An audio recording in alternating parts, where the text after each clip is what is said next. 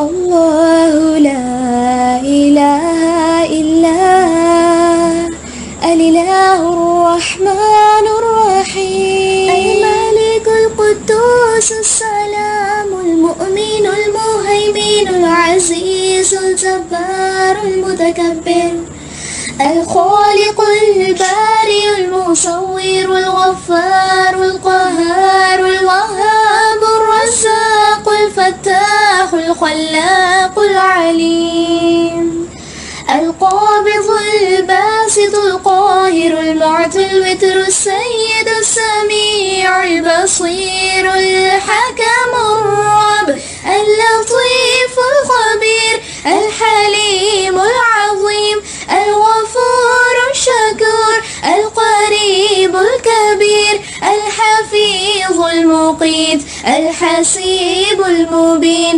الكريم الرقيب المجيب الرفيق الحكيم الودود المجيد الشافي الشهيد الحق الوكيل القوي المتين الولي الحميد الجميل الأعلى النصير المالك المليك الحي القيوم الحافظ الواحد الأحد الصمد القادر المقتدر المقدم المؤخر الأول الآخر الأكرم الظاهر الباطن الواسع المتعال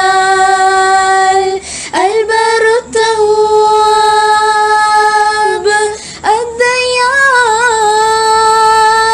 العفو الرؤوف الجواد المنان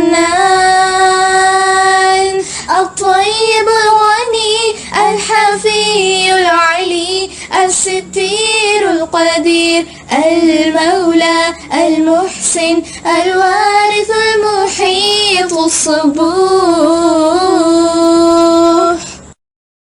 اللهم اخرجنا من ظلمات الوهم والجهل الى انوار المعرفة والعلم ومن وحول الشہوات الى جنات القربات، آمین یا رب العالمین۔ ہم نے اللہ تعالیٰ کا مبارک نام السبوح کیا تھا۔ اب انشاءاللہ ہم آج اللہ تعالیٰ کا جو نام کریں گے، اس وقت جس کا آغاز ہم کرتے ہیں وہ الحمید ہے۔ ہا میم دال اس کا روٹ ورڈ ہے۔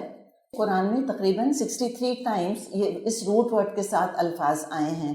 17 دفعہ تو حمید آیا ہے، الحمید یا حمید آیا ہے قرآن میں 17 ٹائمز۔ حمد تقریباً 43 ٹائمز آیا ہے، اور پھر ایک دفعہ حامدون آیا ہے، ایک دفعہ یحمدو آیا ہے، اور ایک دفعہ محمود۔ القدوس، السبوح، الحمید میں اللہ تعالیٰ کی صفات جلال اور کمال اور الالوف موجود ہیں، یعنی اللہ کا جلال ہے، جو اس کے کمالات ہیں، جو اس کی تنزیہ ہے، جو پاکی ہے اللہ تعالیٰ کی کہ مخلوق سے ماورا اللہ ہے، مخلوق والی کمزوریاں اس کے اندر نہیں ہیں، وہ اعلیٰ ہے، افضل برتر ہے۔ یہ چیزیں، یہ صفات ہمیں ان 3 ناموں کے اندر ملتی ہیں۔ نبی اکرم صلی اللہ علیہ وسلم کا نام محمد صلی اللہ علیہ وسلم ہے۔ محمد اس کا بھی روٹ آپ جان سکتی ہیں کہ ہا میم اور دال ہے، اور محمد بھی آتا ہے قرآن کے اندر، محمود کے ساتھ محمد بھی آیا ہے قرآن میں، کئی دفعہ آیا ہے۔ 3 دفعہ محمد آیا ہے قرآن میں، اور 1 دفعہ احمد نام آیا ہے آپ کا۔ تو یہ بھی آپ ایڈ کر لیں روٹ ورڈز، ہا میم دال سے جو الفاظ آئے ہیں ان میں محمد بھی ہے اور احمد بھی ہے۔ محمد نام یہ مفاعل کے وزن پر آتا ہے۔ مفاعل میں کسی کام کی کثرت پائی جاتی ہے، تکرار پائی جاتی ہے، تو محمد یہ مفعول کا وزن ہے، اسم المفعول ہے، وہ انسان جس کی کثرت کے ساتھ لوگوں نے تعریف کی، تکرار کے ساتھ، کثرت کے ساتھ جن کی تعریف کی۔ اور محمد کا ایک مطلب حامد کے طور پر بھی لیا جاتا ہے، وہ ہستی جس نے کثرت اور تکرار کے ساتھ حمد کری، تو محمد کے اندر دونوں مطلب آتے ہیں۔ اس کی بہت لمبی چوڑی تفصیلات میں ہم اس وقت نہیں جائیں گے، اس کے بارے میں علماء نے کافی بات کی ہے کہ محمد لفظ کے اندر فاعل اور مفعول دونوں کے معنی پائے جاتے ہیں۔ اللہ تعالیٰ الحمید ہے، تو کیسے ہو سکتا تھا کہ نبی اکرم صلی اللہ علیہ وسلم جو کہ محمد ہیں وہ آپ اللہ تعالیٰ کی تعریف نہ فرماتے؟ اور جو اللہ کی تعریف کرے گا اور تعریف کا حق ادا کرے گا، اللہ تعالیٰ کی عبادت کے ذریعے سے، اللہ تعالیٰ کے اطاعت کے ذریعے سے، الحمید کے راستے کی طرف لوگوں کو بلانے کا انہوں نے حق ادا کر دیا، تو یہ کیسے ہو سکتا ہے کہ اللہ تعالیٰ ان کی تعریف نہ کرے اور لوگ ان کی تعریف نہ کریں؟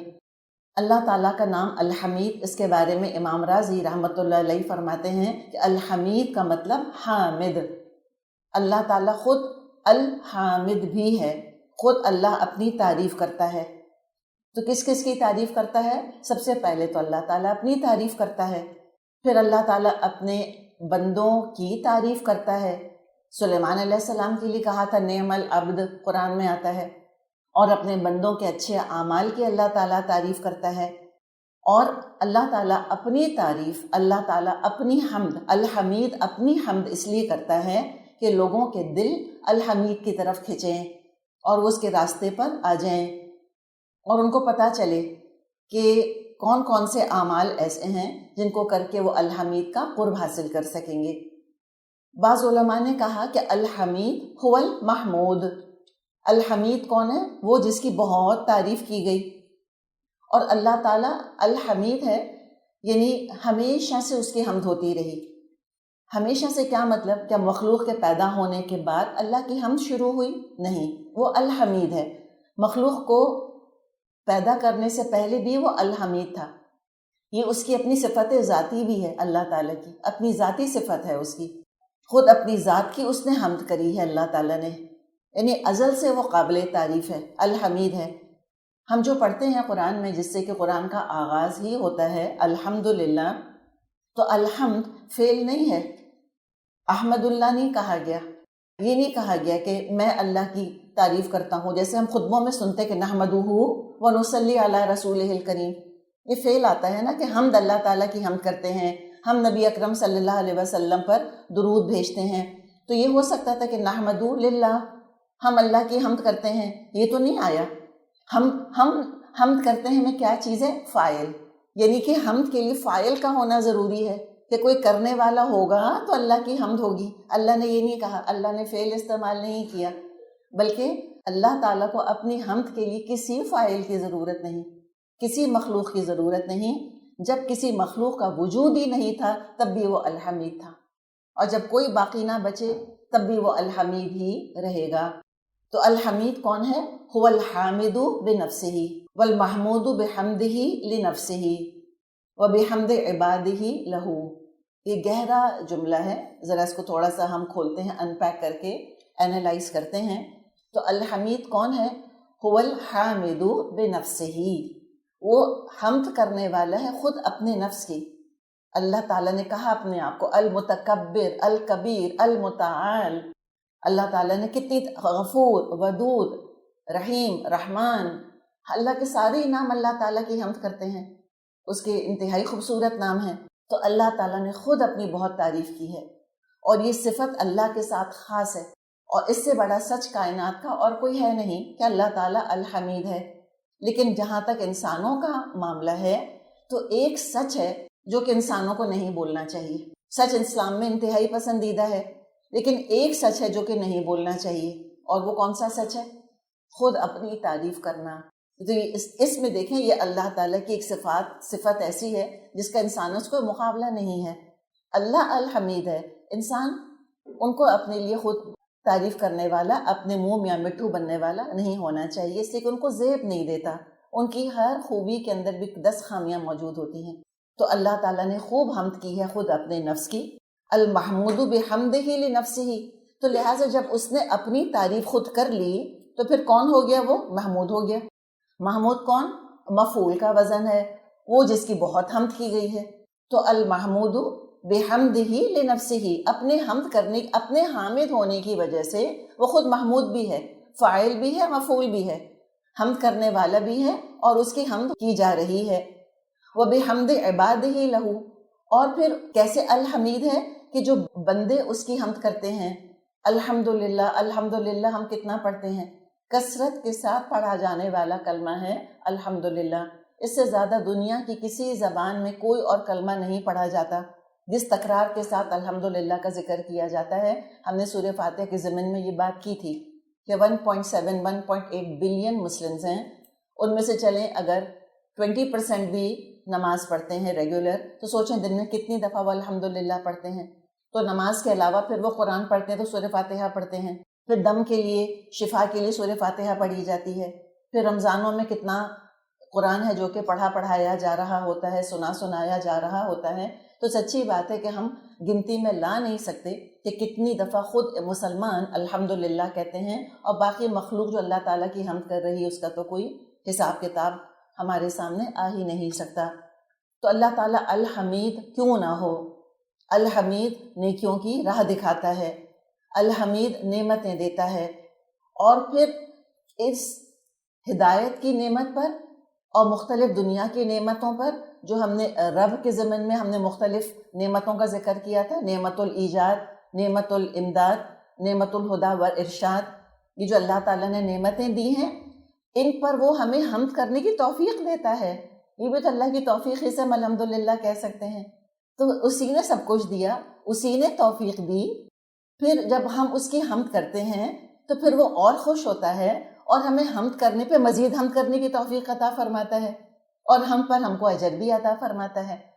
تو الحمدللہ رب العالمین، بہترین دعا، افضل الذکر لا الہ الا اللہ، بہترین ذکر لا الہ الا اللہ ہے، افضل الدعا الحمدللہ، اور بہترین دعا کیا ہے؟ الحمدللہ۔ جیسے کہ حدیث میں آتا ہے کہ کلمتان، دو کلمے ہیں خفیفتان علی اللسان، تو زبان پر بہت ہلکے ہیں، یعنی زبان کو بولنے میں بالکل مشکل پیش نہیں آتی۔ بعض مخارج کے بارے میں ہم جانتے کہ ان کو ادا کرنا بڑا مشکل ہوتا ہے، ضاد ہے مثال کے طور پہ، قاف ہے مثال کے طور پہ، ٹھیک ہے، لیکن بعض مخارج ہیں جو کہ آسانی سے ادا ہو جاتے ہیں۔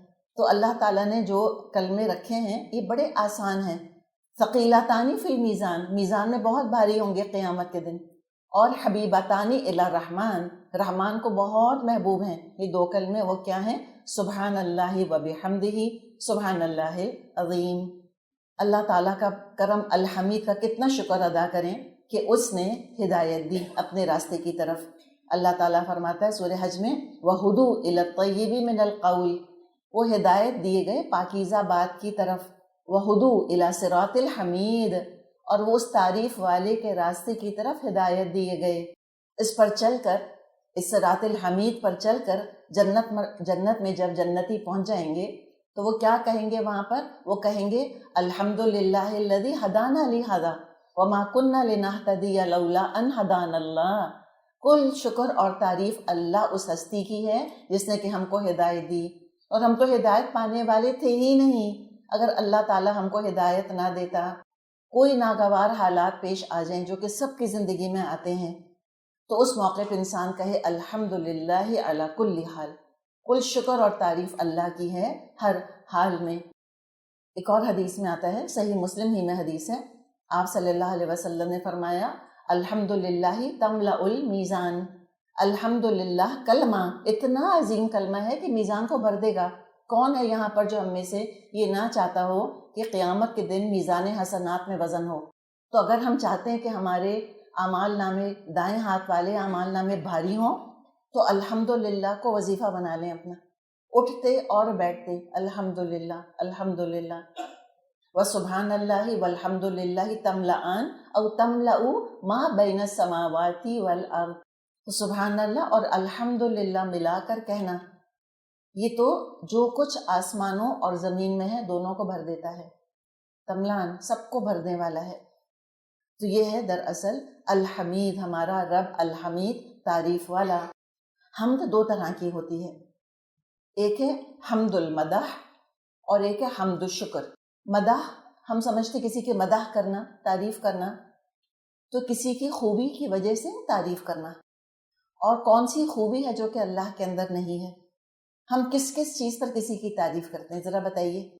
ہم کسی کا حسن دیکھتے ہیں، ہم کسی کا جمال دیکھتے ہیں تو تعریف کرتے ہیں، ہم کسی کا کوئی اور کمال دیکھتے ہیں تو ہم اس کی تعریف کرتے ہیں، ہم کسی کا نوال دیکھتے ہیں تو اس کی تعریف کرتے ہیں کہ کوئی بڑا سخی ہے، چاہے ہم تک اس کی سخاوت نہیں پہنچی لیکن ہم کسی کے بارے میں سنتے ہیں انہوں نے ملینز آف ڈالرز اور کروڑوں روپے جو ہے وہ وقف کر دی ہیں انسانیت کی خدمت کے لیے، یا کسی نے اپنی زندگی وقف کر دی ہے خدمت کے لیے، چاہے اس کی خدمت کا فائدہ ہمیں ذاتی طور پہ نہ پہنچا ہو، لیکن سڑک پر بھی جب ہم دیکھتے ہیں کہ یہ والنٹیئرز جو ہیں، رضاکار ہیں، ایمبولینسز لے کے یہاں سے وہاں دوڑ رہے ہیں اور غریبوں کو محتاجوں کو لے جا کر اسپتال پہنچا رہے ہیں، تو ان کی تعریف تو دل سے نکلتی ہے، حالانکہ ہم تو نہیں ہیں اس ایمبولینس کے اندر۔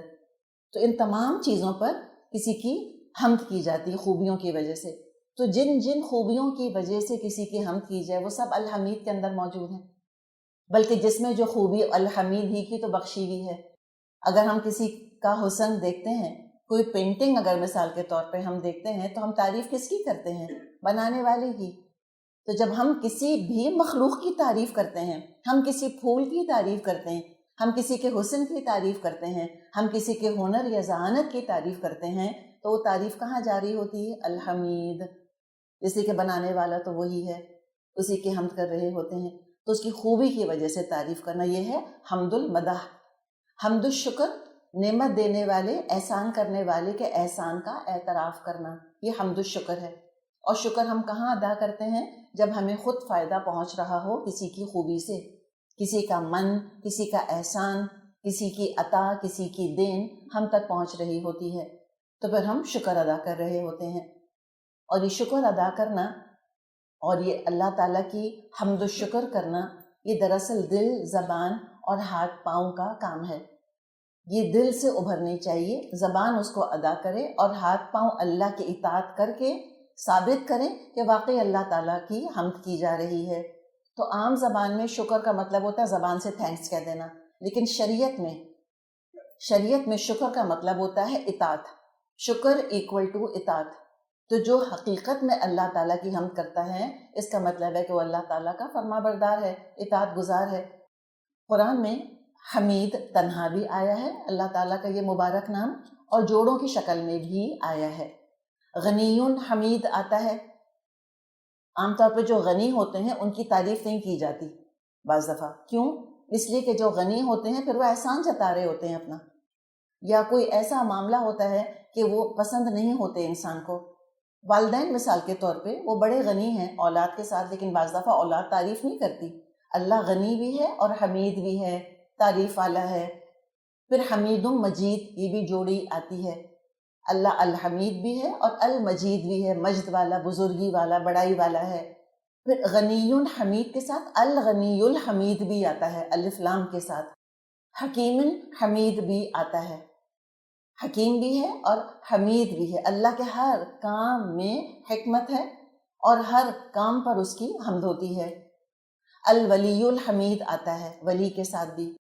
العزیز الحمید، العزیز الحمید یہ بھی آتا ہے۔ اور تسبیح کے ساتھ تو متعدد مقامات پر حمد کا ذکر آیا ہے، سبح بحمد ربک، سبح بحمد ربک بہت دفعہ آتا ہے۔ آغاز کہاں سے ہوا تھا اس کا؟ یہ بھی بہت دلچسپ روایت ہے جو کہ ہم کو ملتی ہے۔ آپ صلی اللہ علیہ وسلم نے اس کے بارے میں ہم کو بتایا، اور ہم تو یؤمنون بالغیب والے لوگ ہیں، کیسے، کب، کہاں، یہ تو میری اور آپ کی عقل میں ہو سکتا ہے نہ آئے، لیکن آپ صلی اللہ علیہ وسلم نے خبر دے دی، الصادق والمصدوق ہیں آپ۔ تو ہمیں یہ پتہ چلتا ہے حدیثوں سے کہ اللہ تعالیٰ نے آدم علیہ السلام کا پتلا بنایا، اور اس کے بعد پھر اللہ تعالیٰ نے جب تک چاہا وہ پتلا رکھا رہا۔ اللہ ہی بہتر جانتا ہے کتنے ایونز گزرے، کتنا وقت گزرا، کتنے لاکھوں سال گزرے یا کتنے سیکنڈ گزرے، اللہ کے اپنے کام ہیں۔ اس کے بعد اللہ تعالیٰ نے روح پھونکی۔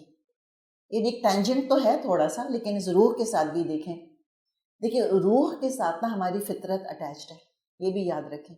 جانوروں کی جبلت ہوتی ہے، جانوروں کی فطرت نہیں ہوتی۔ اللہ تعالیٰ نے انسان کی فطرت بنائی ہے، فطرت اللہ التی فطر الناس علیہا لا تبدیل لخلق اللہ، قرآن میں آیا ہے، وہ فطرت جو اللہ نے جس پر کہ انسانوں کو بنایا ہے، اللہ کی فطرت تبدیل کی نہیں جا سکتی۔ ہماری روح گندھی ہوئی ہے جسم کے اندر، اور ہم اپنی فطرت لے کر آئے ہیں۔ فطرت میں کیا کیا چیزیں شامل ہیں وہ کبھی اللہ نے چاہا تو ڈسکس کریں گے۔ ایک بات ہم کو ابھی پتہ چل جائے گی کہ فطرت میں کیا چیز شامل ہے۔ تو اللہ تعالیٰ نے کیا کیا؟ پتلا بنایا آدم علیہ السلام کا، اور کیا کیا؟ اس میں روح پھونکی، اور حدیثوں میں آتا ہے کہ روح سر کی طرف سے پھونکی گئی۔ سب سے پہلے کیا چیز ایکٹیویٹ ہوئی؟ روح کے ذریعے سے، اور روح کے ساتھ ہم کو کیا ملا؟ کیا بتایا آپ کو بھی؟ فطرت ملی. یاد رکھیں روح کے ساتھ فطرت ہے. تو سر کی طرف سے پھونکی گئی، اس کے بعد وہ ہوتے ہوتے ناک تک پہنچی. تو جب ناک میں کوئی چیز آتی ہے تو ٹکل کرتی ہے، انسان کو ذرا سی چھینک سی آتی ہے. تو آدم علیہ السلام کو چھینک آ گئی. تو جب ان کو چھینک آئی انہوں نے کہا الحمدللہ، کل شکر اور تعریف اللہ کے لیے. یہ کیسے پتا چلا ان کو؟ ابھی تو وہ علامہ آدم الاسماء کلھا کا تو وقت ہی نہیں آیا تھا. ابھی تو پتلا بنا، ابھی تو روح بھی پوری طرح نہیں پہنچی ہے قدموں تک، ابھی تو یہ ناک تک آئی ہے. تو کیسے پتا چلا آدم علیہ السلام کو کہ اللہ ہے اور اللہ کی تعریف ہونی چاہیے؟ فطرت. یہ ہماری فطرت میں گندھی ہوئی ہے چیز کہ ہم اللہ کو کی پہچان لے کر آئے ہیں. ہم اللہ تعالیٰ سے شدید محبت کرتے ہیں اور ہم کو بہت اچھا لگتا ہے اپنے رب کی تعریف کرنا. تو انہوں کو جب چھینک ان کو آئی تو انہوں نے کہا الحمدللہ. قرآن کا پہلا کلمہ الحمدللہ. دیکھیں قرآن کتاب فطرت ہے، اور اتنی ساری چیزیں آپ کو جو کہ فرسٹ تھیں آدم علیہ السلام میں، وہ آپ کو فرسٹ ملیں گی قرآن کے اندر. تو قرآن کا آغاز ہی ہوتا ہے الحمدللہ سے. اور جنتی جب جنت میں پہنچیں گے تو ان کا کلام کیا ہوگا؟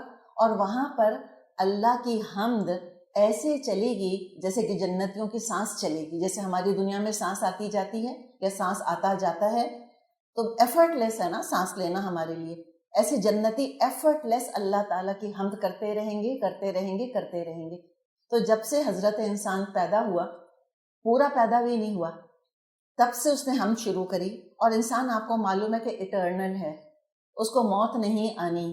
اللہ نے اس کو پیدا کر دیا، اب ہم مریں گے تھوڑی، موت تو وقفہ ہے، ذرا دم لے کر آگے ہی بڑھنا ہے. تو یا تو ہمیشہ کی جنت کی زندگی ہے یا ہمیشہ کی جہنم کی زندگی ہے، الا ماشاء اللہ، مگر یہ کہ اللہ کچھ اور چاہے.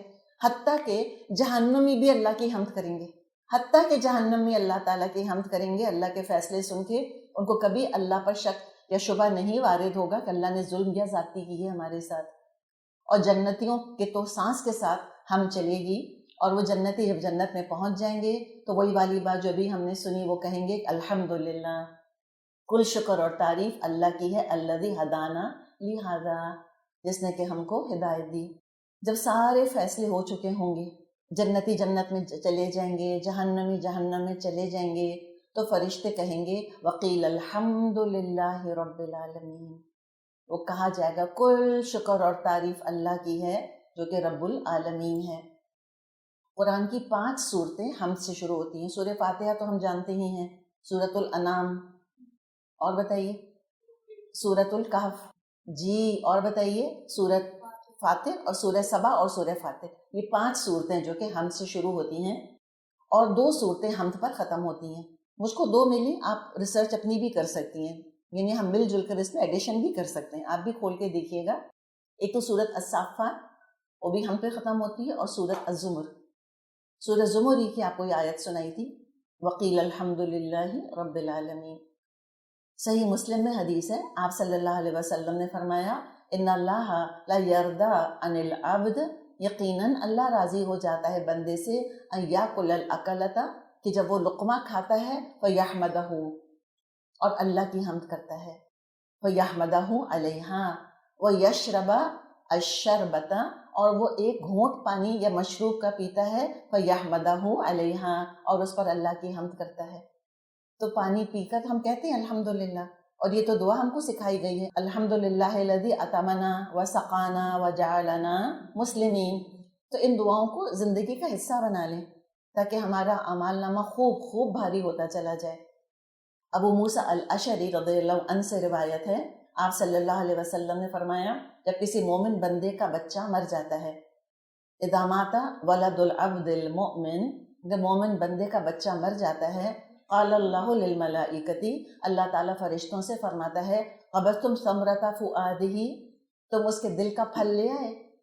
اور خاص طور پہ چھوٹا بچہ جب مرتا ہے نا تو کیا والدین کے دل پہ گزرتی ہوگی. اللہ تعالیٰ ہم سب کو اپنی پناہ میں رکھے. بہت بڑی آزمائش ہے یقیناً. اور ماں کا خاص طور پہ معاملہ، اور اس میں بڑا بچہ بھی، کسی کا جوان بھی جائے تو بھی کوئی معمولی بات نہیں ہے. اور خاص طور پہ چھوٹا بچہ جب جاتا ہے نا، دودھ پیتا ہے، جو ماں کی گود میں رہتا ہے، جو ماں باپ پہ پوری طرح ڈپینڈنٹ ہوتا ہے، اس کا بھی صدمہ کچھ کم تو نہیں ہوتا. تو کہا کہ اچھا قبر تم ثمرۃ فؤادہ، تم اس کے دل کا پھل لے کر آ جائے. قالوا نعم، فرشتے کہتے ہیں جی ہاں.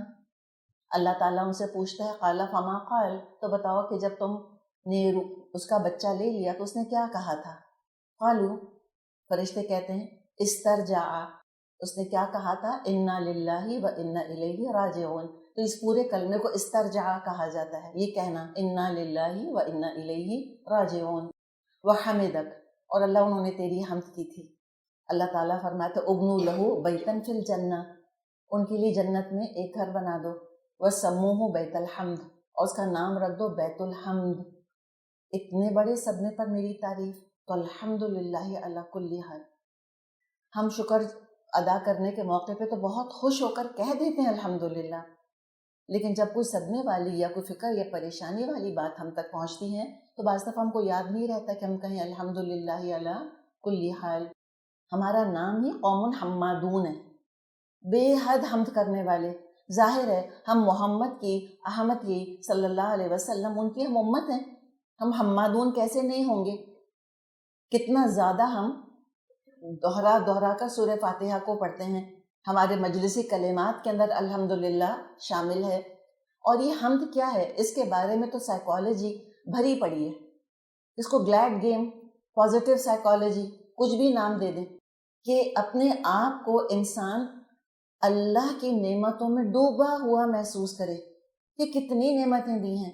سب سے بڑی بات تو الحمدللہ علی نعمت الاسلام، کل شکر اور تعریف اللہ کی اسلام کی نعمت پر. وکفا بہا نعمہ، اور نعمت ہونے کے لحاظ سے بس یہ نعمت کافی ہے، اس لیے کہ باقی نعمتیں تو قبر تک پہنچنے کے بعد ختم ہو جائیں گی، بلکہ قبر سے پہلے آخری سانس کے ساتھ ساری نعمتیں جو irrelevant ہو جائیں گی میرے اور آپ کے لیے. یہ لباس جو پہنا ہوا ہے، جس گاڑی میں ہم بیٹھ کر آئے ہیں، کیا کام آئے گا ہمارے. لیکن اسلام کی نعمت یہ ہم اس کے آگے اب ہم کو لے کے چلے گی. تو دراصل بہت بڑی چیز ہے اللہ تعالیٰ کی حمد اللہ کی حمد کا اقرار کرنا، اللہ کی حمد کرنا، اور اپنے آپ کو انسان نعمتوں میں بس یوں لگے اس کو جیسے کہ سر سے پیر نعمتیں ہی نعمتیں ہیں. اللہ نے کہا ان تعودوا نعمت اللہ لا تحصوها، اللہ کی نعمت ایک نعمت کو گننا چاہو گے تم گن نہیں سکتے. تو ہر سانس کے ساتھ انسان شکر ادا کرے. کسی نے کہا کہ ہر سانس پر 2 دفعہ حمد کہنا چاہیے، ایک کہ وہ سانس چلا گیا اندر خیر سے، اور ایک کہ سانس نکل آیا باہر خیر عافیت کے ساتھ. فائدہ کیا ہوگا کہ انسان ہمیشہ پازیٹیو رہے گا. اور مومن جو ہے، مومن امن میں محسوس کرتا ہے اپنے آپ کو. وہ چیزوں کا یہ دیکھتا ہے معاملہ کہ کیا کچھ مجھ کو ملا ہے. وہ یہ نہیں دیکھتا کہ glass is half full half empty والی بات نہیں ہے کہ آدھا گلاس خالی ہے. وہ کہتا ہے الحمدللہ آدھے گلاس میں تو پانی ہے.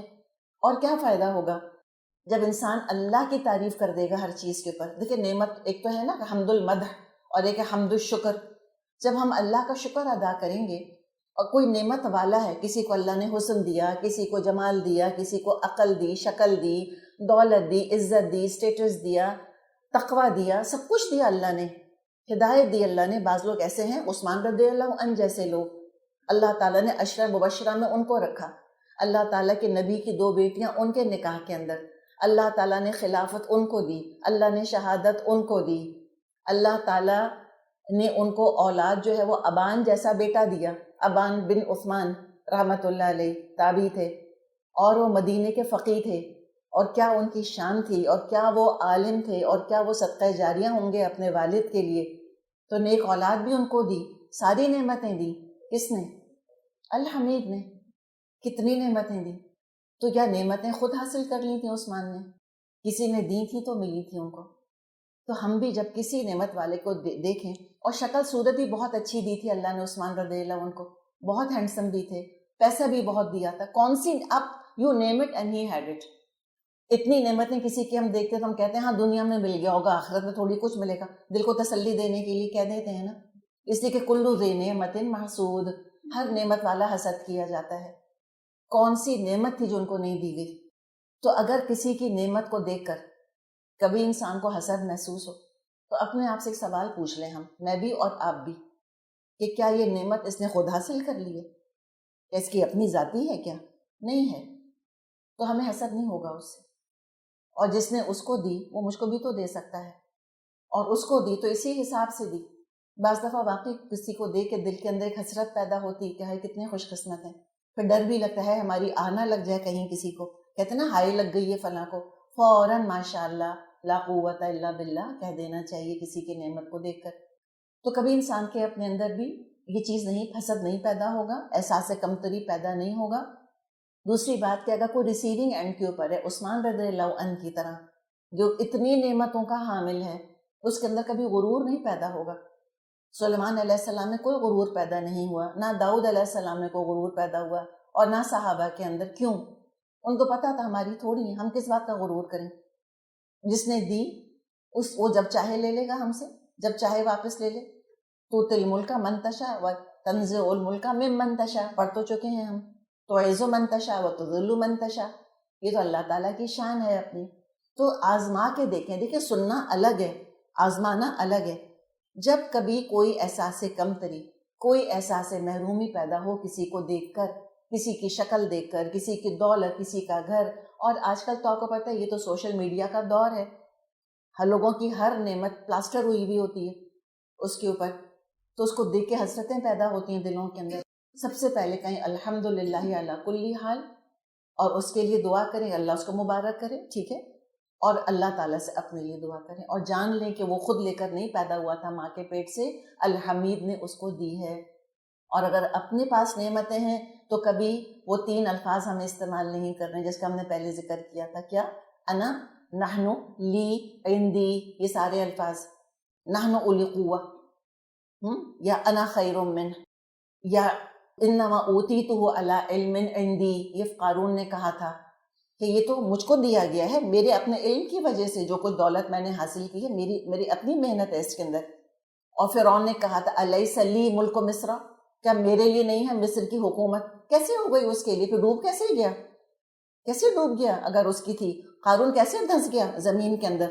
نہیں، الحمید کی تعریف کرتا تو الحمید یہ انجام نہ ہونے دیتا اس کا، لیکن اپنے آپ کو الحمید سمجھ بیٹھا، نعمتیں دینے والا اپنے آپ کو سمجھ بیٹھا، تبھی تو غرور کا شکار ہوا۔ اور جہاں غرور ہوگا، جہاں تکبر ہوگا، اس کا مطلب یہ ہے کہ الحمید کو بھول گئے ہیں، تو کبھی نہ دوسروں سے حسد ہوگا، نہ کبھی انشاءاللہ خود پر غرور ہوگا۔ قرآن میں ہم دیکھتے ہیں کن کن مواقع پر اللہ تعالیٰ کی حمد کی گئی ہے۔ اللہ کی تخلیق پر اس کی حمد کی گئی ہے۔ الحمدللہ الذی خلق السماوات والارض وجعل الظلمات والنور، کوئی شکر اور تعریف اللہ کے لیے جس نے کہ آسمان اور زمین کی تخلیق کری، اور جس نے ایک اندھیرے اور نور بنایا۔ سورۃ الانعام کی پہلی آیت ہی یہ ہے۔ پھر نعمت ہدایت پر حمد، الحمدللہ الذی ہدانا لہذا، کل شکر اور تعریف اللہ کی جس نے کہ ہمیں ہدایت دے دی اس چیز کی۔ اور نعمت قرآن کے اوپر حمد، الحمدللہ الذی انزل علی عبدہ الکتاب، سورہ کہف کی پہلی آیت یہی ہے۔ نعمت توحید پر حمد، کہ شکر ہے ملٹیپل معبود نہیں ہیں، شکر ہے ملٹیپل آقا نہیں ہیں، ہماری قسمتوں کے مالک جو ہیں فکل قسم کے گاڈز اینڈ گاڈیسز نہیں ہیں، شکر ہے ایک اللہ ہے، بس ایک ہی معبود، ایک ہی خالق، ایک ہی رب، ایک ہی مالک۔ تو نعمت توحید پر حمد۔ وقل الحمدللہ، اور کہو، حکم ہے نبی اکرم صلی اللہ علیہ وسلم کو اور آپ کے حوالے سے ہم سب کو، قل، کہیے الحمدللہ، یہ سورۃ بنی اسرائیل کی آخری آیت ہے۔ قل الحمدللہ الذی لم یتخذ ولدا، کل شکر اور تعریف، کہیے کل شکر اور تعریف اللہ کی ہے جس نے کوئی اولاد، کوئی بیٹا نہیں بنایا، ولم یکن لہ شریک فی الملک، اور اس کی بادشاہی میں کوئی شریک اس کا نہیں ہے، ولم یکن لہ ولی من الذل، اور کمزوری کے سبب اس نے کسی کو اپنا ولی مددگار نہیں بنایا۔ سورۃ الاسراء آیت 111 ہے یہ۔ نعمت اولاد پر حمد، ابراہیم علیہ السلام نے اللہ کی تعریف کی تھی، الحمدللہ الذی وہب لی علی الکبر اسماعیل و اسحاق، کل شکر ہے اللہ تعالیٰ کا جس نے کہ بڑھاپے کے باوجود مجھ کو اسماعیل اور اسحاق جیسے بیٹے عطا کیے۔ ظالموں سے نجات پر اللہ تعالیٰ کی حمد، سورۃ المومنون میں یہ آتا ہے، الحمدللہ الذی نجانا من القوم الظالمین، کچھ شکر اور تعریف اللہ کے لیے جس نے کہ ظالم قوم سے نجات دی۔ پھر اللہ تعالیٰ کی حمد اس کے اپنے وعدے پورے ہونے پر، کبھی کوئی چیز آپ نے مانگی اللہ نے دی، فوراً اللہ کی حمد کریں، یا قرآن میں کوئی وعدہ پڑھا ہم نے اور ہم نے اس کو عمل میں ہم لے کر آئے اس چیز کو، اس عمل کو جس عمل پر اللہ کا وعدہ تھا اچھائی کا بھلائی کا، اور جب اللہ تعالیٰ کی اطاعت ہم نے کر لی اور اللہ یقیناً اپنا وعدہ پورا کرے گا، تو اللہ تعالیٰ کے وعدے پورے ہونے پر اللہ کی حمدی جنتی کریں گے۔ وقالوا الحمد للہ الذی صدقنا وعدہ، کل شکر اور تعریف اللہ کی جس نے کہ اپنا وعدہ ہم سے سچا کیا۔ اور پھر دکھ اور پریشانی دور ہونے پر حمد کرنی چاہیے۔ سورہ فاطر میں اللہ تعالیٰ نے فرمایا ہے آیت 34، وقالوا الحمد للہ الذی اذھب عنا الحزن، کل شکر اور تعریف اللہ کی جس نے کہ ہم سے غم دور کر دیا۔ اور اللہ تعالیٰ کی حمد خاص طور پہ صبح کے وقت۔ ایک دفعہ آپ صلی اللہ علیہ وسلم اپنی زوجہ جویریہ رضی اللہ عنہا کے پاس سے نکلے، فجر کی نماز پڑھائی آپ نے، اس کے بعد جب سورج بلند ہو گیا تو آپ دوبارہ ان کے پاس تشریف لائے، یعنی اشراق کے بعد تشریف لائے، تو دیکھا کہ وہ اللہ تعالیٰ کی حمد کر رہی ہیں، تسبیح کر رہی ہیں۔ تو پوچھا ان سے کہ جب سے میں تیرے پاس سے گیا تجھ کو چھوڑ کے، تب سے لے کے اب تک کیا تو اسی حال میں بیٹھی ہے؟ انہوں نے کہا جی ہاں، یعنی کہ مطلب کیا تھا آپ صلی اللہ علیہ وسلم کا کہ جب سے لے کے اب تک 1.5-2 گھنٹے سے تم اللہ کی حمد کر رہی ہو، فجر کی نماز کے بعد سے لے کے اور اشراق تک؟ انہوں نے کہا جی ہاں۔ آپ صلی اللہ علیہ وسلم نے فرمایا کہ جب سے میں یہاں سے گیا ہوں میں نے 4 کلمے 3 دفعہ پڑھے ہیں، جن کا اگر اس تمہاری ساری عبادت کے ساتھ اگر ان کو تولا جائے تو وہ 3 دفعہ پڑھے جانے والے کلمے ان تمام کلموں سے زیادہ بھاری اور وزنی ہو جائیں۔ اور وہ کیا ہیں؟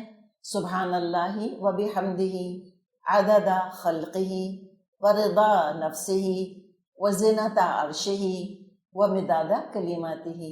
4 کلمات 3 دفعہ پڑھ لینا، ان کو پڑھنا ہرگز نہ بھولیں، یہ ہے وظیفہ۔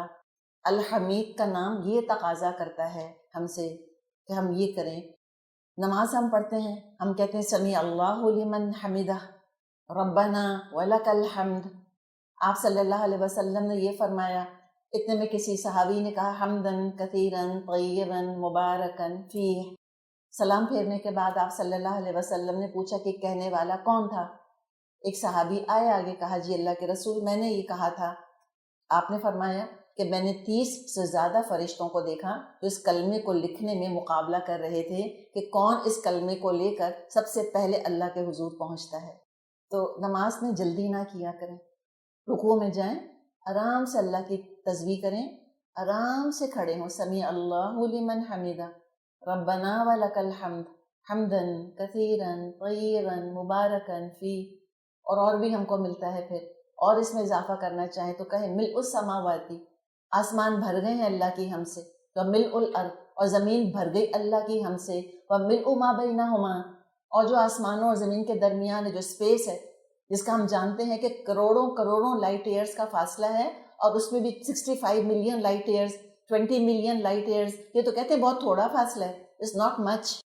ایسے بھی ستارے سیارے ہیں کہ جب سے کائنات بنی ہے تب سے انہوں نے سفر شروع کیا تھا، کہ بعض دفعہ وہ 2 بلین ایئرز کے بعد، بعض دفعہ وہ 3 بلین ایئرز کے بعد ہم تک ان کی لائٹ پہنچ رہی ہے۔ وہ خلا دیکھیں نا، اسپیس، ملء ما بینہما، جو آسمانوں اور زمین کے درمیان ہے وہ سب اللہ کی حمد سے بھر جائے، وملء ما شئت من شیء بعد، اور وہ سب بھی اللہ تیری حمد، تیری تعریف، تیرے شکر سے بھر جائے جو ان کے بعد بھی ہے۔ اللہ جانے اور کیا کچھ اللہ تعالیٰ کی تخلیق ہے، یہ ہے اتنی حمد، اتنی تعریف اللہ تعالیٰ کی، اور کتنی، دیکھیں نا کتنا چھوٹا سا کلمہ ہے، ملء السماوات وملء الارض وملء ما بینہما وملء ما شئت من شیء بعد۔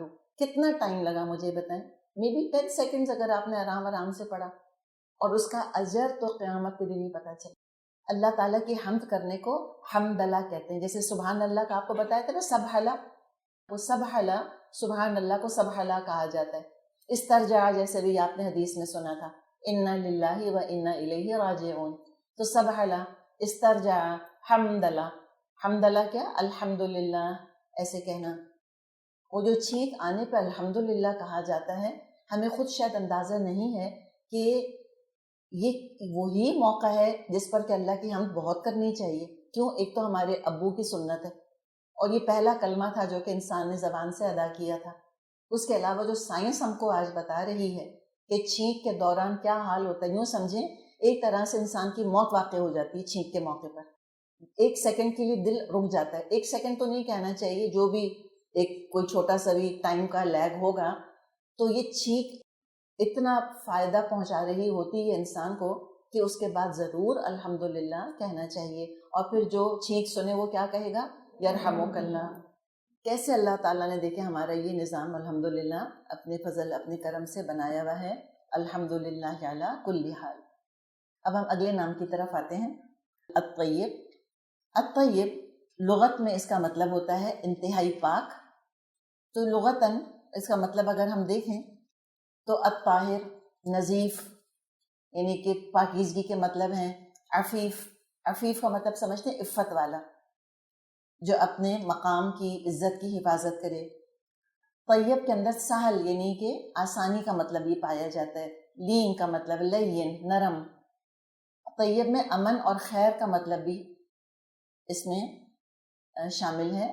الطیب وہ ہستی جس میں کسی قسم کی کوئی گندگی ناپاکی شامل نہ ہو. ضعیف حدیث ہے لیکن چلے اگر ہم حدیث اس کو نہ بھی سمجھیں اور ہم کسی عقل مند انسان کا قول ہی سمجھ لیں تو مطلب تو اس کا بہت اچھا ہے کہ ان اللہ طیب، اللہ تعالیٰ پاک ہے. یحب الطیب، اس کو طیب اچھا لگتا ہے. نظیف، اللہ تعالیٰ بہت صفائی پسند ہے. یحب النظافہ، اس کو نظافہ صفائی ستھرائی بہت پسند ہے. کریم، بہت کرم کرنے والا ہے. یحب الکرم، اللہ تعالیٰ کو کرم بہت پسند ہے انسانوں میں. جواد، بہت عطا فرمانے والا ہے. یحب الجود، اللہ تعالیٰ کو کرم سخاوت اور دینا بہت پسند ہے. اور جو اللہ تعالیٰ کے نیک بندے ہوتے ہیں وہ اپنے آپ کو پاک صاف رکھتے ہیں الطیب کی خاطر. آپ صلی اللہ علیہ وسلم کو مسواک کتنی پسند تھی. مطہرۃ للفم، آپ نے فرمایا یہ منہ کو خوب صاف کرنے والی ہے. مرضات للرب، اللہ تعالیٰ کو بہت راضی کرنے والی ہے. تو مسواک چاہے وہ مسواک ہم کریں یا ہم اپنے دانتوں کو کسی اور ذریعے سے صاف کرتے ہیں. آپ کے پاس برش ہے یا کوئی الیکٹرک ٹوتھ برش ہے یا جو بھی طریقہ ہے، کوئی منجن ہے جو استعمال ہم کرتے ہیں. مسواک ظاہر ہے سنت و زمانے میں ٹوتھ برش تو نہیں ہوتے تھے لیکن ایگزیکٹلی وہ مسواک والا فنکشن ٹوتھ برش بھی تو کر رہا ہوتا ہے. تو اپنے منہ کو صاف رکھنا الطیب کی خاطر. آپ صلی اللہ علیہ وسلم کی حدیث سے آپ نے فرمایا کہ اگر مجھ کو یہ ڈر نہ ہوتا کہ میری امت پر بڑا بھاری گزرے گا، ان کو ہر نماز کے ساتھ میں مسواک کرنے کا حکم دیتا. الطیب سے ملاقات کے وقت، الطیب سے کہ آگے کھڑے ہیں اس کے دربار میں کھڑے ہیں تو منہ سے کپڑوں سے اسمیل نہیں آنی چاہیے. اور جو شخص اپنے آپ کو دن میں 5 دفعہ اس طرح اللہ کے آگے کھڑا کرنے کے لیے پاک صاف کرے گا، یہ کیسے ہو سکتا ہے کہ پھر مومن جو ہے وہ گندا ہو، اس کے منہ سے جسم سے بالوں سے بدبو آتی رہے. اور دین ہی ہمارا تو طیب ہے الحمدللہ. ہم تو کہتے ہیں پہلا کلمہ طیب، اور طیب معنی پاک. اور پاک کس چیز سے پاک؟ شرک سے پاک، شرک کی آلودگی سے پاک ہے. اور یہ الطیب نام یہ قرآن میں تو نہیں آیا، یہ حدیث میں آتا ہے. ابو ہریرہ سے صحیح مسلم میں حدیث ہے، آپ صلی اللہ علیہ وسلم نے فرمایا ایھا الناس، اے لوگو، ان اللہ طیب، اللہ تعالیٰ طیب ہے. لا یقبل الا طیبا، اللہ تعالیٰ بس صرف پاک ہی قبول کرتا ہے. اللہ اپنی ذات میں طیب ہے، طیب ہی کو پسند کرتا ہے. اور طیب جو ہم بات کر رہے ہیں کہ پہلا کلمہ طیب، اس کی مثال سورہ ابراہیم میں آتی ہے. اللہ تعالیٰ فرماتا ہے الم ترى کیف ضرب اللہ مثلا کلمۃ طیبہ، تم دیکھتے نہیں اللہ تعالیٰ نے کلمہ طیبہ کی مثال کیسی بیان کی ہے. کشجرۃ طیبۃ، جیسے ایک پاکیزہ درخت ہو. اصلها ثابت وفرعها فی السماء، اس کی جڑ بڑی مضبوط ہے اور اس کی شاخیں آسمان سے باتیں کرتی ہیں. توتی اکلها کل حین باذن ربها، ہر آن اپنے رب کے حکم سے وہ درخت پھل دیتا رہتا ہے. تو کلمہ طیب یہ کوئی ٹنڈ منڈ نہیں ہوتا کہ کلمہ طیب کا جو ہے یہ دل میں پڑ گیا کلمہ طیب اور کوئی اس کے پھل نہیں نکل رہے اور کوئی بر کو بار نہیں لا رہا. یہ نہیں، ایسا بنجر نہیں ہوتا، بلکہ جب یہ دل میں پڑتا ہے تو پھر نیک اعمال کی فصل لہلہاتی ہے لازمی طور پہ. پاک کلمہ اور پاکیزہ بات ہی اس قابل ہے کہ اللہ کے ہاں وہ قابل قبول ہو. الیہ یصعد کلمۃ الطیب، اللہ ہی کی طرف پاکیزہ کلمہ اٹھتا ہے. والعمل الصالح یرفعہ آتا ہے، اور عمل صالح اور اوپر اٹھاتا ہے. کتنا بھی نیک اچھا عمل کوئی کیوں نہ کرے، اگر تو شرک سے پاک نہیں ہے، اس نے یہ اقرار نہیں کیا اگر کہ لا الہ الا اللہ محمد رسول اللہ، تو اس کا کوئی اچھا عمل اللہ کے ہاں اٹھ کر نہیں جائے گا۔ تو یہی الیہ یصعد الکلم الطیب، پاکیزہ بات اللہ کی طرف اٹھتی ہے۔ اور حقیقت ہے کہ جس کو الطیب سے محبت ہو جاتی ہے وہ ہر عمل میں طیب ہونا چاہتا ہے، اور شریعت کے علاوہ ہم پاک ہو نہیں سکتے۔ شریعت پہ عمل کیے بغیر ہمارا عمل نہیں پاک ہو سکتا۔ مقصد ہی شریعت کا یہ کہ ہمارے اعمال پاک ہو جائیں۔ یتلو علیہم آیاتہ و یزکیہم، کتنی جگہ قرآن میں آیا ہے؟ 4 جگہ کہ اللہ کی آیات تلاوت کریں۔ 3 جگہ تو ایگزیکٹلی ایسا ہی آیا ہے، ایک دفعہ اینڈ میں آیا ہے۔ ابو داؤد میں ابن عباس رضی اللہ عنہ سے ہم کو یہ قول ملتا ہے آپ صلی اللہ علیہ وسلم کا کہ ان اللہ لم یفرض الزکاۃ الا لیطیب ما بقی من اموالکم، اللہ تعالیٰ نے جو زکوٰۃ فرض کی ہے تمہارے مالوں میں وہ اس لیے فرض کی ہے تاکہ تمہارے مال پاکیزہ ہو جائیں۔ تو زکوٰۃ نکالا کرو، زکوٰۃ کا مطلب ہی ہوتا ہے پاکیزگی۔ سورۃ الاعراف میں اللہ تعالیٰ فرماتا ہے وَيُحِلُّ لَهُمُ الطَّيِّبَاتِ، اللہ تعالیٰ نے ان کے لیے پاکیزہ چیزیں، پاکیزہ رزق اللہ نے حلال کر دیا ہے۔ تو یہ شریعت پہ چل کے ہم کو پاک اور ناپاک کا فرق پتہ چلے گا۔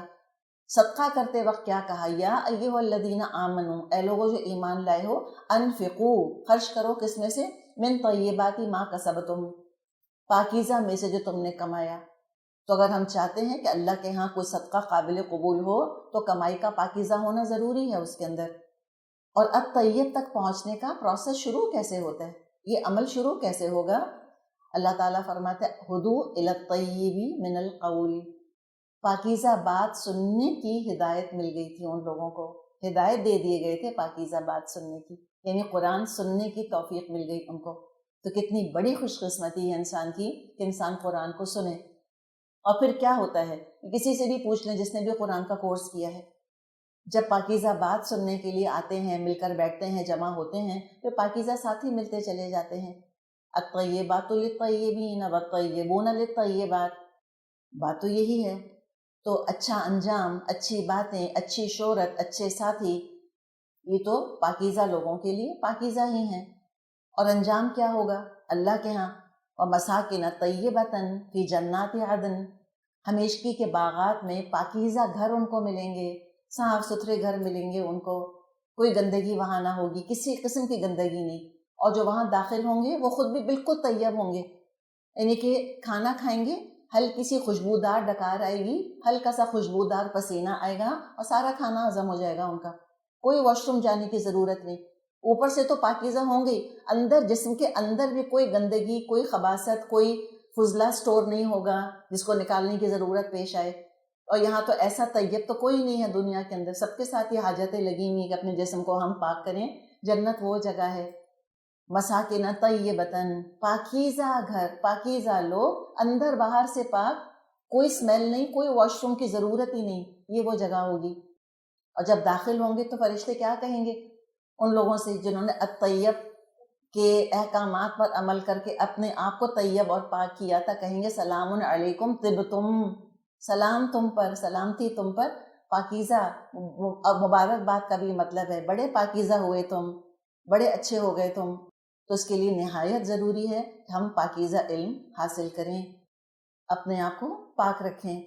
اللہ تعالیٰ نے شریعت نازل ہی اس لیے کی ہے، جیسے بھی ہم بات کر رہے ہیں سورۃ النور میں اللہ تعالیٰ فرماتا ہے وَلَوْلَا فَضْلُ اللَّهِ عَلَيْكُمْ وَرَحْمَتُهُ، اگر اللہ کا فضل اور اللہ کا رحمت ہے مسلمانوں تم پر نہ ہوتا، مَا زَكَىٰ مِنْكُمْ أَحَدٍ أَبَدًا، تم میں سے کوئی قیامت کے دن تک پاک نہ ہو سکتا اگر اللہ کا فضل نہ ہوتا۔ وَلَكِنَّ اللَّهَ يُزَكِّي مَن يَشَاءُ، مگر اللہ پاک کرتا ہے جس کو چاہتا ہے۔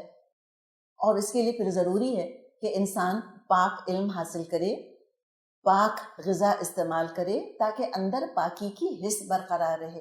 مومن کی زبان گندی نہیں ہوتی۔ الطیب کا جس زبان سے ذکر کرتا ہے، جس زبان سے وہ الطیب کا کلام، پاک کلام پڑھتا ہے، قرآن پاک ہم کہتے ہیں، کلمہ پاک ہم کہتے ہیں، حدیث پاک ہم کہتے ہیں، رسول پاک ہم کہتے ہیں۔ تو ہم جو حدیث پاک اور رسول پاک اور پاک کلمہ پڑھنے والے، کلام پاک پڑھنے والے، اپنی ہماری زبانوں کو یہ زیب دیتا ہے کہ ہم اس کو گندہ کریں غیبت سے اور طعنوں سے اور گالم گلوچ سے اور جھوٹی افواہیں پھیلانے سے اور الزام تراشیوں سے۔ یہ ایسے گندے اقوال، گندی باتیں کیا الطیب کو اچھی لگتی ہوں گی؟ نہیں. جس چمچے سے ہم شہد نکالتے ہیں ہم اس سے گوبر نہیں نکالتے، اس کو گوبر میں نہیں ڈال دیتے. تو یہ ہمارا کیا معاملہ ہے زبانوں کا؟ مجھے بتائیں. دن رات 5 دفعہ لوگ قرآن پڑھ رہے ہوتے ہیں، اور دن رات غیبت کر رہے ہوتے ہیں، اور دن رات گمان کر رہے ہوتے ہیں، اور دن رات برائیاں کر رہے ہوتے ہیں، اور تانے دے رہے ہوتے ہیں، اور غصہ کر رہے ہوتے ہیں. یہ کیسا طیب ہونا ہوا؟ اللہ کرے کہ اس طیب کا اثر اندر تک ہماری سرایت کر جائے. اور پاکیزہ غذا کا استعمال کرنا نہایت ضروری ہے. اللہ تعالیٰ فرماتا ہے لا یستوی الخبیث والطیب. دیکھو خبیث اور طیب برابر نہیں ہو سکتے. وَلَوْ أَعْجَبَكَ كَثْرَةُ الْخَبِيثِ. چاہے تم کو خبیث چیزوں کی کثرت کتنی ہی بھلی کیوں نہ لگے، اس لیے کہ لیپا پوتی اوپر ہو سکتا ہے بہت خوبصورت ہو، گندی چیز، خبیث چیز، ناپاک چیز، لیکن ریپنگ بڑی حسین. اور گناہوں کا معاملہ تو یہی ہے. زَيَّنَ لَهُمُ الشَّيْطَانُ أَعْمَالَهُمْ. شیطان نے ان کے برے اعمال ان کے لیے بڑے خوبصورت کر دیے ہیں، بہت سجا دیے ہیں. تو جو اللہ تعالیٰ کی الطیب کی مدد چاہتا ہے اللہ اس کو طیب بنا دیتا ہے. اور دنیا ہے ہی المطہرہ، دنیا ہے ہی پاک ہونے کی جگہ. کیسے؟ اپنے کلام کے ذریعے اللہ پاک کرتا ہے، اپنے احکامات کے ذریعے اور آزمائشوں کے ذریعے. مومن کو اللہ تعالیٰ رذائل سے اور گناہوں سے، ان تمام چیزوں کی گندگی سے اللہ تعالیٰ پاک کر دیتا ہے. ایسے مومن دنیا پہ زمین پہ چلتا ہے کہ کوئی گناہ اس کے اوپر نہیں ہوتا، ایسے اللہ تعالیٰ پاک کر دیتا ہے. اور صحابہ کے ساتھ بھی ہوا معاملہ. صحابہ پر احد میں آزمائش آئی. کیوں آئی؟ تاکہ اللہ تعالیٰ منافقوں کی خباثت کو واضح کر دے، نفاق واضح کر دے. اللہ تعالیٰ فرماتا ہے سورۃ آل عمران میں مَا كَانَ اللَّهُ لِيَذَرَ الْمُؤْمِنِينَ عَلَىٰ مَا أَنْتُمْ عَلَيْهِ. اللہ کی شان نہیں کہ اللہ تعالیٰ اے مومنوں تم کو اس حال پہ چھوڑ دے جس پہ تم ہو. حَتَّى يَمِيزَ الْخَبِيثَ مِنَ الطَّيِّبِ. جب تک وہ خبیث کو طیب سے الگ جدا کر کے نہ دکھا دے. ایک حدیث آتی ہے صحیح مسلم میں، آپ صلی اللہ علیہ وسلم نے فرمایا کہ ایک شخص ہے، بکھرے بال ہیں، غبار آلود کپڑے ہیں، اللہ کے گھر کا طواف کر رہا ہے، یا ربی پکار رہا ہے، مگر جو کھانا کھایا وہ حرام کا، جو سواری تھی وہ حرام کی، جو لباس پہنا ہے وہ حرام کا. اللہ کیسے اس کی دعا قبول کرے گا؟ تو دعاؤں کی قبولیت اگر نہیں ہو رہی تو اپنی کمائی پر اور اپنے کھانوں پر، اپنے اعمال پہ غور کرنا چاہیے ہم کو کہ کیا چیز ہے جو رکاوٹ بن رہی ہے اس کے اندر. میری دعا کیوں نہیں قبول ہو رہی؟ تو انسان حلال کمائے، حلال کھائے، تاکہ دعا اور صدقہ دونوں قبول ہو.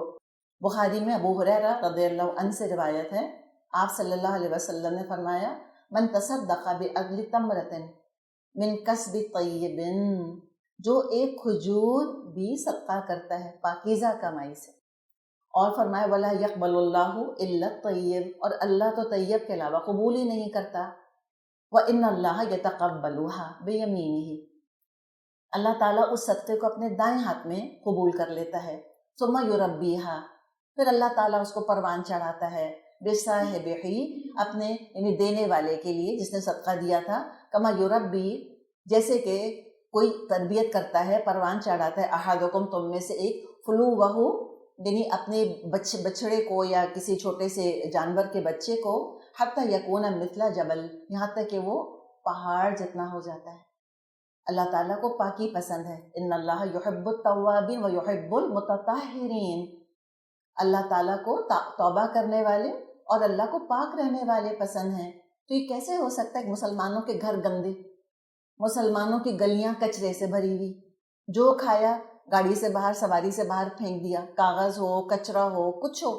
ہمارا حال تو دیکھیں، کیا حال ہے ہماری سڑکوں کا، کیا حال ہے ہمارے اپنے گھروں کا. تو ہم کو تو صاف ستھرا ہونا ہے ہر حال میں.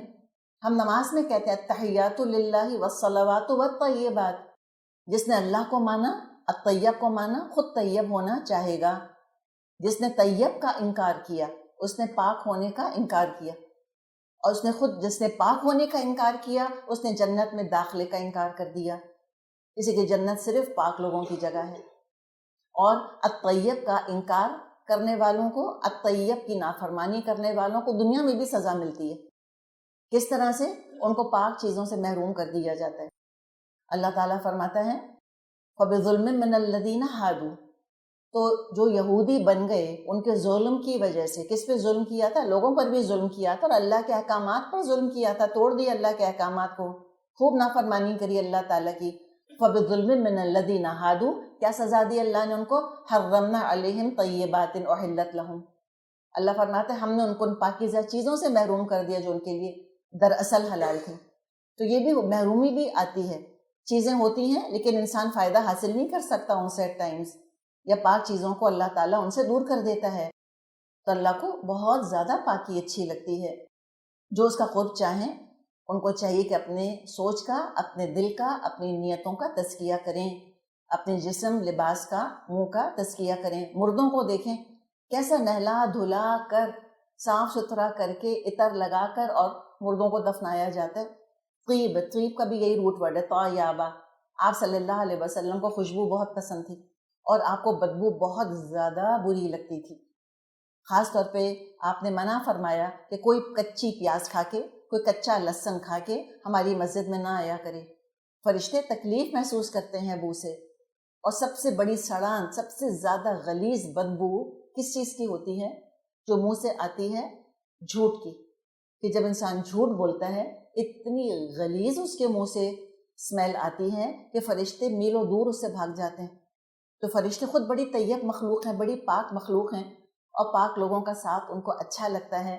ہم اگر چاہتے ہیں کہ فرشتے ہمارے گھروں میں آئیں اور جائیں، جیسے کہ آتے جاتے ہیں، اپنے گھروں کو پاک رکھیں، اپنے گھروں کو ان تمام چیزوں سے پاک رکھیں جو اللہ کو، اللہ کے رسول کو اچھی نہیں لگتی، اور اپنے اعمال کو صالح رکھیں.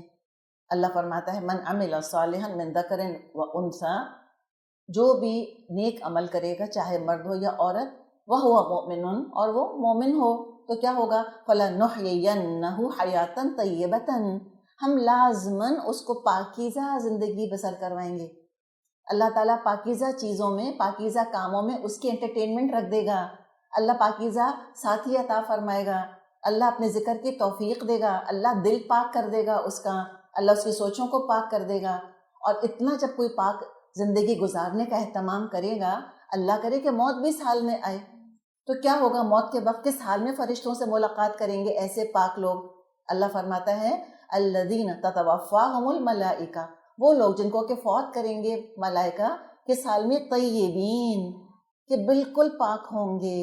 اللہ مجھ کو اور آپ کو شامل کریں ان کے اندر. یقولون سلام علیکم، کہیں گے سلامتی تم پر. ادخلوا الجنۃ بما کنتم تعملون، جنت میں داخل ہو جاؤ اپنے ان کاموں کی وجہ سے جو تم کرتے رہے.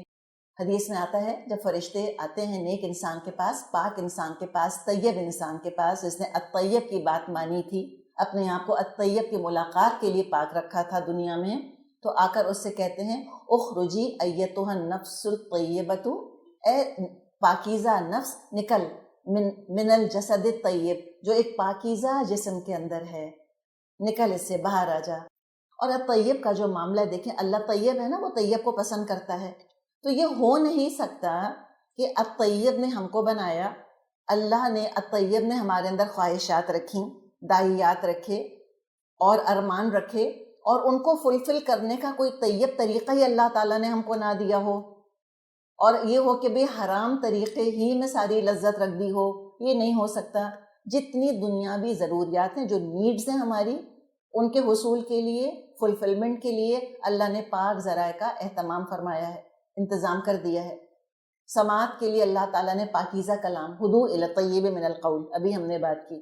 بصارت کے لیے پاکیزہ مناظر، زبان کے لیے پاکیزہ ترین کلمات، سبحان اللہ و بحمدہ، اللہ کا ذکر. ذہن کے لیے پاکیزہ خیالات اللہ نے لکھ دی. ان پاکیزہ خیالات، ارادوں پہ الطیب اجر دیتا ہے. تم ارادہ تو کرو پاکی کا کہ میں دنیا میں اسلام پھیلاؤں گی، میں لوگوں کو جوڑوں گی، میں اللہ کا ذکر کروں گی. تو تم نے ارادہ ہی کیا ہے اور اجر ملنا شروع ہو جاتا ہے. اور پیٹ کے لیے طیب غذائیں، جو ہماری جتنی نیڈز ہیں سب طیب میں پوری ہو سکتی ہیں. جتنی وانٹس ہیں، خواہشات ہیں، وہ بھی طیب کے ذریعے پوری ہو سکتی ہیں. کتنے مشروب بنائے، پانی ہماری ضرورت پوری کر رہا ہے، اور باقی جو ڈرنکس ہیں، مشروبات ہیں، وہ ہماری خواہش ہیں صرف. تو جوسز کی کوئی کمی ہے، کوئی کاکٹیلز کی کمی ہے، آپ ایپل جوس کے اندر آپ اورنج ملا دیں، اور آپ کوکونٹ واٹر کے اندر آپ فلاں چیز ملا دیں، تو کوئی کمی ہے ان کی. تو بہت اللہ نے کتنی ورائٹی رکھی ہے. ایسی ہماری شریعت اللہ کے فضل سے جو خواہش پیدا ہوتی ہے 99 خواہشات شریعت کے اندر ہی پوری ہو جاتی، الا یہ کہ انسان بس تلا ہوا ہو ٹرانسگریس کرنے پر کہ حرام ہی میں مجھ کو منہ مارنا ہے جا کر، تبھی وہاں نکلے گا، ورنہ نہیں نکلے گا۔ اللہ تعالیٰ نے اپنے رسولوں سے یہ کہا ہے کہ یا ایھا الرسل، اے رسولو، کلوا من الطیبات، پاکیزہ کھاؤ، واعملوا صالحا، اور عمل کرو نیک۔ حلال تو کھانے حلالن طیبن بھی قرآن کے اندر اکٹھا آتا ہے، حلال اور طیب، تو حلال تو ہے ہی obviously، طیب کا اور مطلب مزید کیا ہے کہ انسان ایسی کوئی چیز استعمال نہ کرے جو اس کی صحت کے لیے مضر ہو۔ اور آتا ہے حدیث میں کہ ان اللہ امر المؤمنین بما امر بہ المرسلین، اللہ تعالیٰ نے مومنوں کو بھی اسی چیز کا حکم دیا ہے جو کہ اپنے رسولوں کو دیا ہے۔ اب یہ ہو سکتا ہے کہ اس کی اوتھینٹسٹی میرے پاس نہیں ہے، یہ تو قرآن کی آیت ہے، یا ایھا الرسول کلوا من الطیبات واعملوا صالحا۔ ہو سکتا ہے کسی اسکالر نے کہا ہو کہ اللہ تعالیٰ نے مومنوں کو بھی اسی چیز کا حکم دیا ہے، ان اللہ امر المؤمنین بما امر بہ المرسلین، جو اللہ نے اپنے رسولوں کو حکم دیا کہ پاک کھاؤ، وہی اپنے باقی مومن بندوں کو بھی حکم دیا۔ اولاد کے لیے انسان دعا کرے، رب ھب لی من لدنک ذریۃ طیبہ، اللہ مجھ کو پاکیزہ اولاد دے۔ ہم کس کس چیز کی دعا کرتے ہیں اولاد کے لیے، شکل اور صورت اور فلاں اور فلاں۔ اور آپ یہ دیکھیں کہ گناہوں سے پاکیزہ کون سے انسان ہوتے ہیں جن سے گناہ ہوتے ہی نہیں؟ بتائیں ذرا، ایسے انسان کون ہوتے ہیں جن سے گناہ ہوتے ہی نہیں؟ یہ وہ انسان ہیں جن کا دماغی توازن درست نہیں ہوتا، یہ پاکیزہ ترین انسان ہے۔ اس لیے کہ دیکھیں اللہ نے مکلف کس کے ساتھ کیا ہے؟ عقل کے ساتھ۔